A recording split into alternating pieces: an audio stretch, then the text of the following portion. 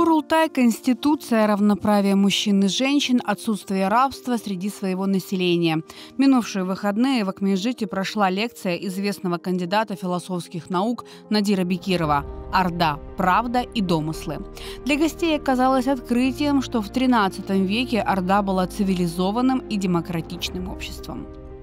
Вот вспомните, там, монголо-татарская ига, там, кошмар, значит, обирают. Десятину платят! Ребят, десятина – это что? Это 10%. Сейчас любой из вас, кто легально платит налоги, платит минимум 13 подоходный налог.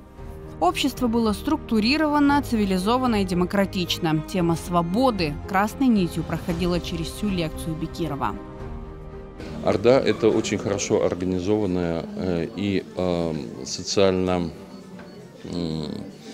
солидарное общество, где беда одного является бедой у всех, и одного не оставит без защиты и без поддержки. А общее счастье, общая радость и общее достижение достигается именно не индивидуалистическим образом, я там конкурент там всем, а наоборот. Я часть народа, я часть нации, и я готов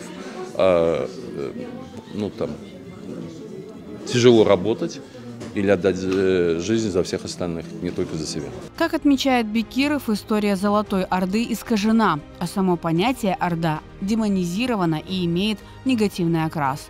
Это общество представляется современникам страшным, необразованным и диким.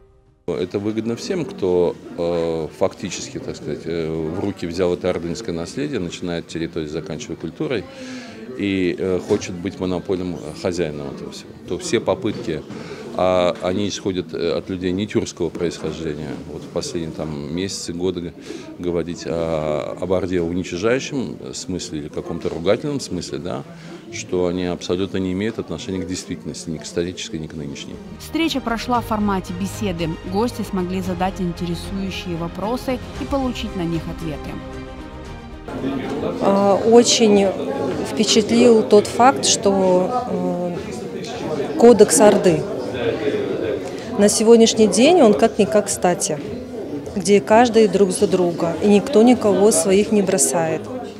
И в наш момент это настолько актуально в нашей реалии, да, что мы должны держаться вместе, вспомнить про этот кодекс и держаться друг за друга, помогать друг другу. Подобные лекции, в принципе, очень важны в обществе, тем более для историков, чтобы хотя бы прийти, подискутировать на некоторые темы, пообщаться, потому что очень важно применять какие-то знания на практике, тем более тема этногенеза, тема истории крымских татар, она, во-первых, мифологизирована, во-вторых, очень много вопросов, и вопросы и тайны нашей истории можно разгадать только во время дискуссий, дебатов, поэтому очень важно делать такие мероприятия. Самым удивительным фактом для меня оказалось то, что Орда была настолько правовым обществом, что в нем выполняли все принципы самого настоящего правового общества и государства.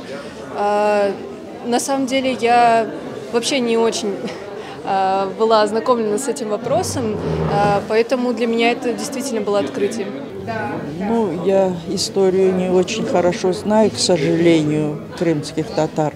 Меня очень много интересного, познавательного я узнала из этой лекции. И большое спасибо организаторам за такое мероприятие, которое собрал нас. Зал в ресторане «Алем» был заполнен людьми, интересующимися историей Крыма и крымских татар.